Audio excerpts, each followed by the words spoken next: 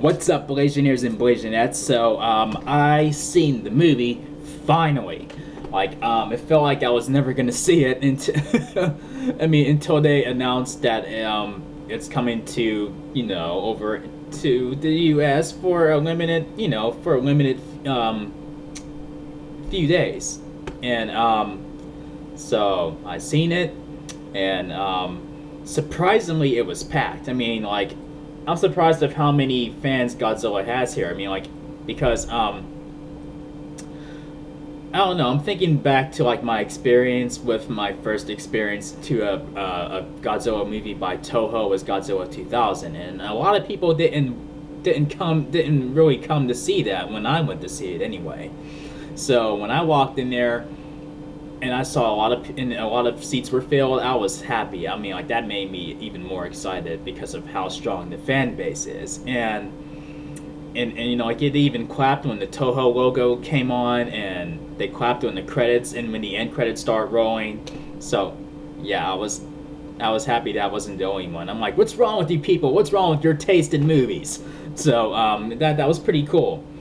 But so it's really interesting that this is the very first movie that Toho has made where they're like, we're just gonna remake the whole thing from scratch, all the way back to square one. Because every other time they remake a Godzilla movie, it's like another direct sequel to the original 1954 movie. It's like, okay, none of these movies ever happened. This is a direct sequel to the first one. None of these movies ever happened. This is a direct sequel to the first one. So this one is like a direct reboot, just right to the beginning, where nobody knows nobody knows of Godzilla's existence. They don't say, "Oh my God, Godzilla's back." They don't. No, it's not. That's not the case. So I kind of like that idea. That they're restarting it from scratch, and this Godzilla is very different, and he's much more menacing. He is a bigger force to be reckoned with, and what's interesting, from beginning, middle, end, is how you see him evolve in the Godzilla, because that's never happened before. Almost any other time in most of these movies, he's already the monster that we know and love, and but it was interesting. When you first see him, I did saw on on the IMDb page that he's gonna be in 3 different forms and whatnot. So when they showed him in his first form, with his big bug eyes and everything, and then what gave him away is that, some of his features that Godzilla has, like the spikes on his back. So I'm like, is that him? Are you serious? It was so laughable. It didn't fit the tone, this dark tone of the movie. It just didn't for me. They could have made him look a little bit more menacing. But he does look menacing when he becomes in his final form, when he actually becomes Godzilla. But here, it's just like, okay, I can't take it seriously.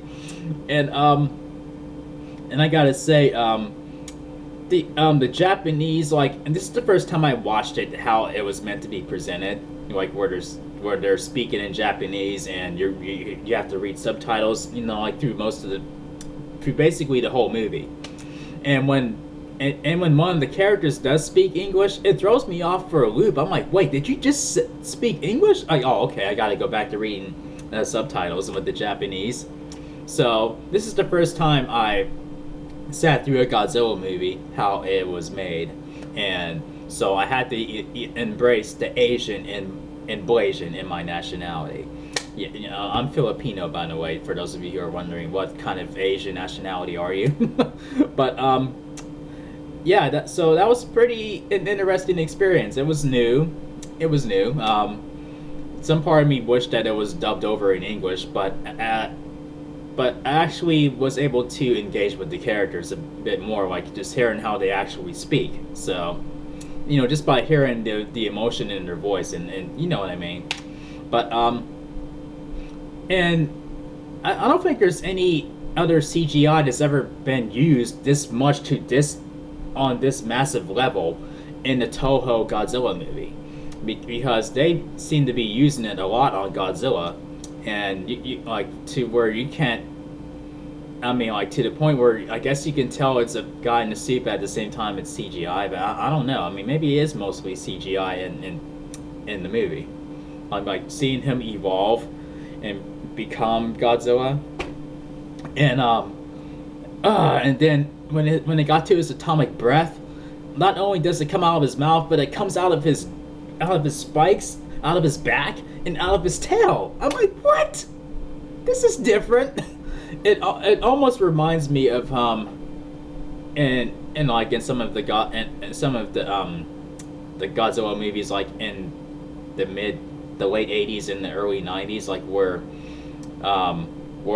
he would where his mouth would light up for a split second, and then his whole body would light up, where it would just basically obliterate whatever was attacking him, like whatever was on his body. It was like that's what it kind of reminded me of. But yeah, I mean, like, I guess since he's not going to be fighting any other monsters in the movie, he's going to be fighting the people of Japan, and so I guess, you know, that makes it more threatening for them, you know, like as opposed to another monster who would be dead in like a second probably, or wounded in a second. But yeah, what was also crazy is when you see Godzilla in his first form, there's a family trying to get out, I guess family in their apartment building, and then you see him, he just gets up on the building like I'm like, what? He just killed that family. Wow.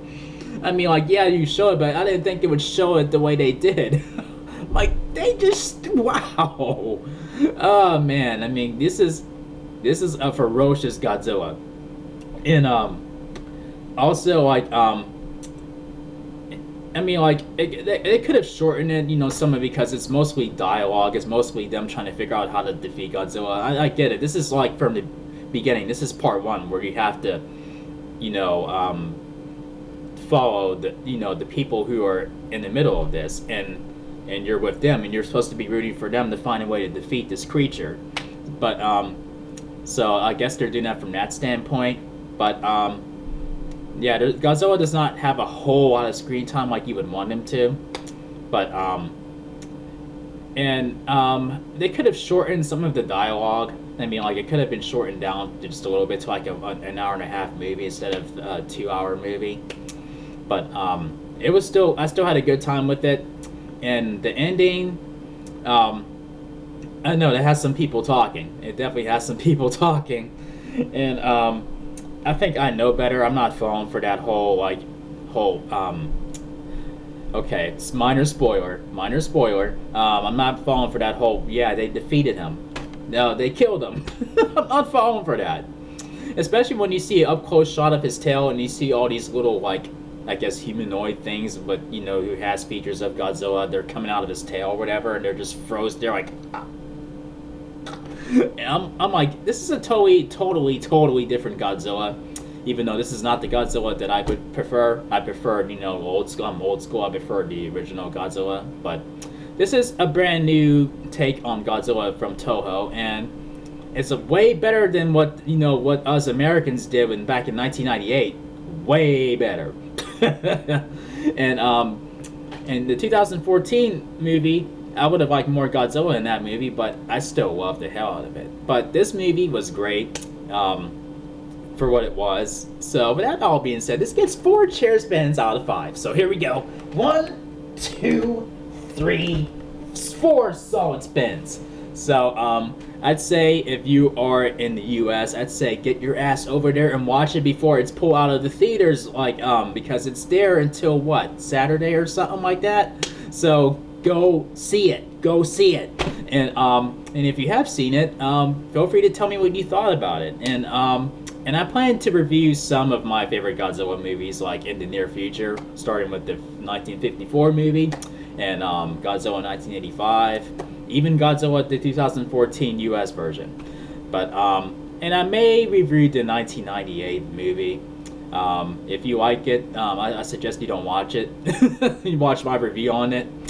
But yeah, I mean, like this was a pretty good movie, and so it leaves an opening like to a sequel, like where it can be an opening to a sequel, or it could just be left as one movie.